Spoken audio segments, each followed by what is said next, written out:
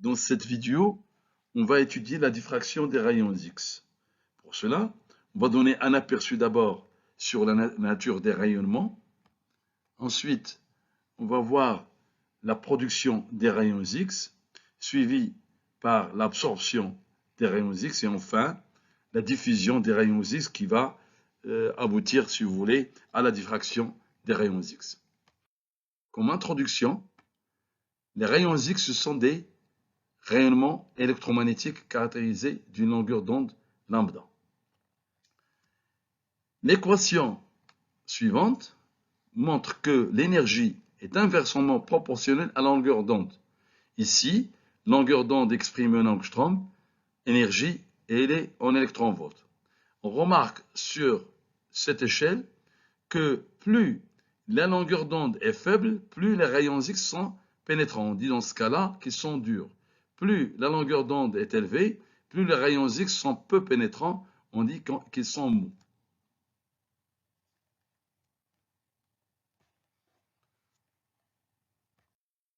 Comme propriété des rayons X, on peut citer par exemple du fait qu'ils pénètrent la matière molle, donc ils sont absorbés par cette matière, et ceci a pour application dans le domaine de radiographie.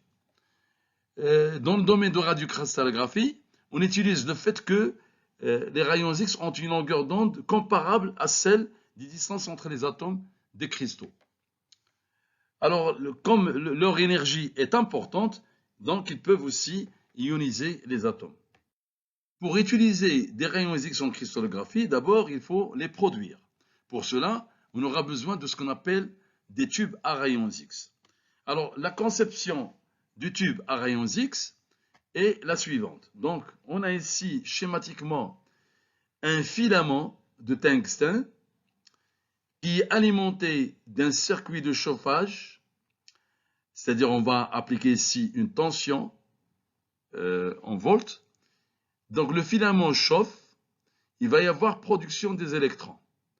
Donc, dans cette enceinte, on met ou bien on place ici une cible métallique qu'on appelle anode.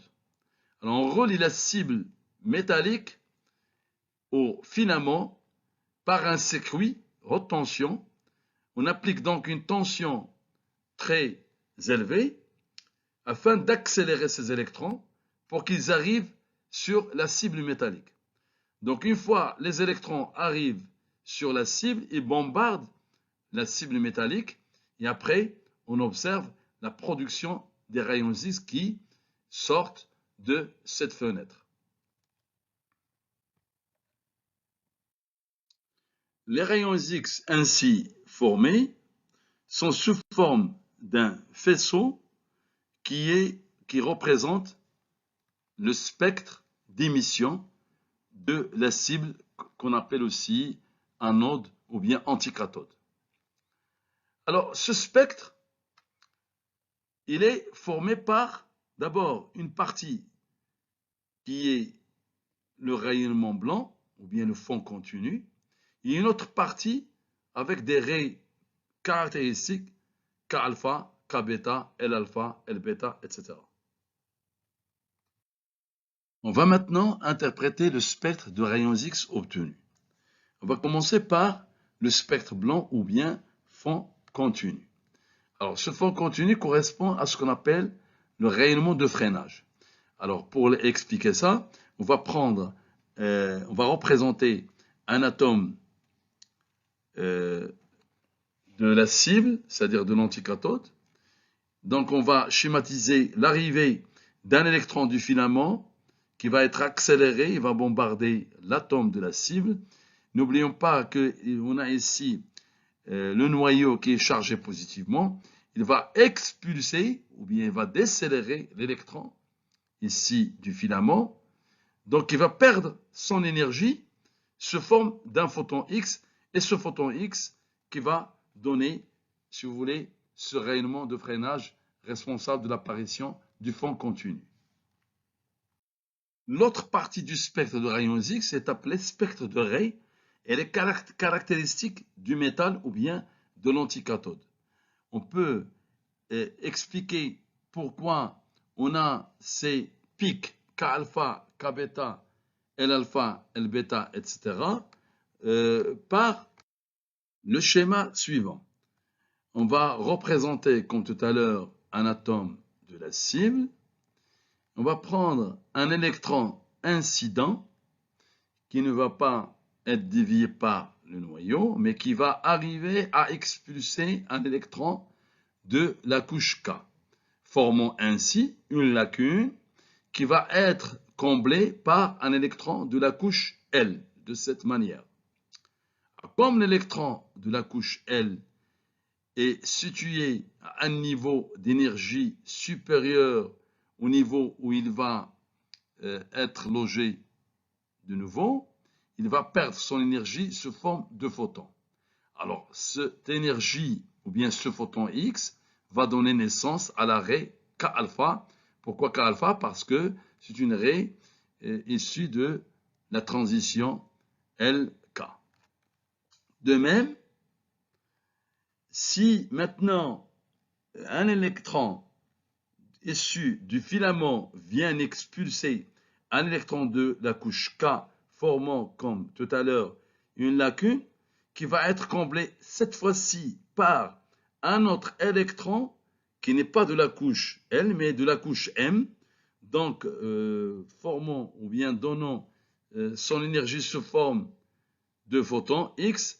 Bon, la raie qui va apparaître, c'est la raie K bêta, et qui correspond, si vous voulez, à la transition MK.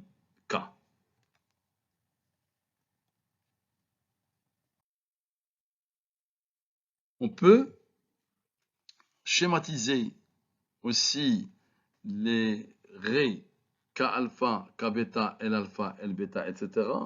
par le diagramme des énergies ou bien le diagramme énergétique entre les couches K, L et M comme ceci.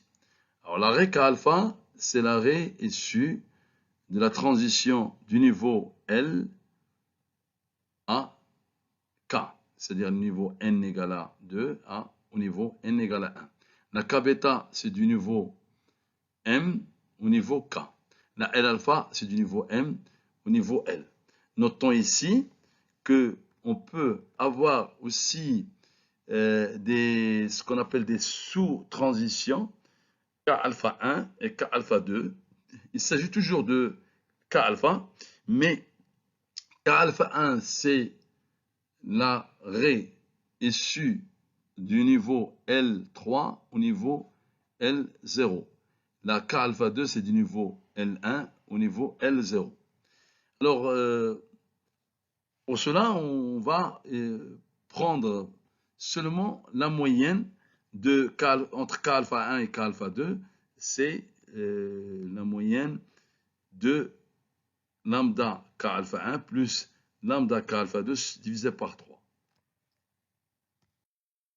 Les rayons X ainsi obtenus vont être utilisés pour réaliser la diffraction des rayons X des cristaux. Mais le souci ici, c'est que ce spectre de rayons X obtenus, il est constitué d'un spectre blanc en plus de raies K alpha, K bêta, L alpha, L bêta, etc. Mais on a besoin ici, pour réaliser la diffraction des rayons X, d'une seule raie intense avec une seule longueur d'onde. Pour cela, on va utiliser des filtres et des monochromateurs. Les filtres sont, par définition, ce sont des feuilles métalliques. On utilise le principe de discontinuité d'absorption. Alors, sur le schéma représenté à droite de ce slide, ici, on a représenté le spectre Rx d'une anticathode métallique du tube à rayons X.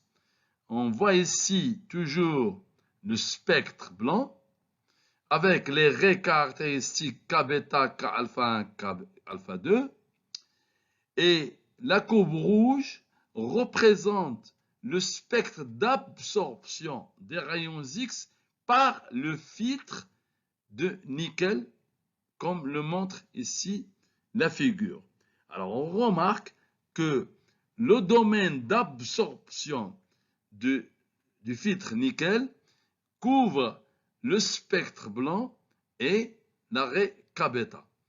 Donc, on a pu, grâce à ce filtre de nickel, filtrer le spectre blanc et l'arrêt K-bêta. Il reste maintenant à séparer K-alpha 1 et K-alpha 2. Alors, le moyen, c'est d'utiliser un monochromateur ici, qui est normalement un monocristal placé de façon courbée pour vérifier la loi de Bragg afin de séparer les radiations K-alpha 1 et K-alpha 2. Quand la matière est exposée au rayonnement X, il va y avoir interaction.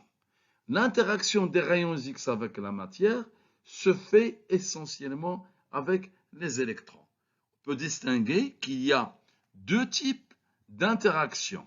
L'interaction élastique et l'interaction inélastique. Alors, les interactions inélastiques correspondent à l'absorption ou bien à l'effet Compton. Alors, notons ici que la longueur d'onde qui va être modifiée, donc la longueur d'onde de sortie, va être supérieure à la longueur d'onde initiale. Ça veut dire qu'il va y avoir une perte d'énergie.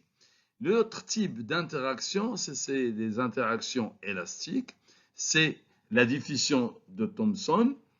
Donc, il va y avoir conservation de la longueur d'onde. C'est des interactions qui ressemblent à des réflexions. Dans ce cas-là, on va voir ce type d'interaction dans le cas de la diffraction des rayons X.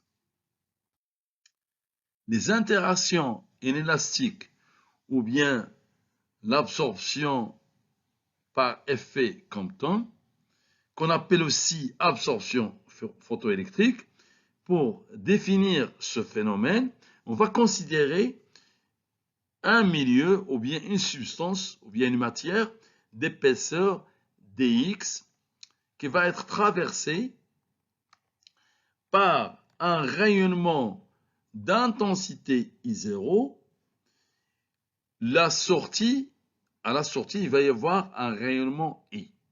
Donc, ce milieu ou bien cette substance va absorber des rayons X, ce qui va avoir comme conséquence une diminution de l'intensité de I0 à I. Ça veut dire que I0 va être supérieur à I. Sur cette diapositive, la loi de Beer-Lambert est explicitée grâce à cette relation I égale I0 exponentielle moins mu x. Mu étant le coefficient linéaire d'absorption caractéristique de la substance traversée par les rayons X. Alors que mu m est égal à mu sur ρ. Alors, ρ, c'est la masse volumique de la substance qui est traversée par le rayonnement Rx. La variation du coefficient d'absorption avec la longueur d'onde présente des discontinuités à cause de l'ionisation des couches, c'est-à-dire à cause de l'effet photoélectrique. Ce coefficient d'absorption va croître avec le numéro atomique, c'est-à-dire des atomes lourds vont absorber plus que les atomes légers. L'absorption des rayons X par la matière lors de la diffraction des rayons X est un phénomène gênant. Néanmoins, il peut y avoir des applications comme par exemple la radiographie, correspondant bien sûr à l'obtention des photos médicales ou industrielles. On peut aussi utiliser le phénomène d'absorption des rayons X pour se protéger contre les rayonnements des rayons X nocifs en utilisant des écrans de plomb. On peut aussi utiliser des filtres qui absorbent des rayons de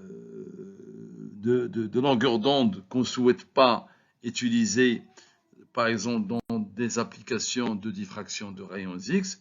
On peut aussi utiliser des dispositifs qui détectent des rayons X comme les écrans fluorescents.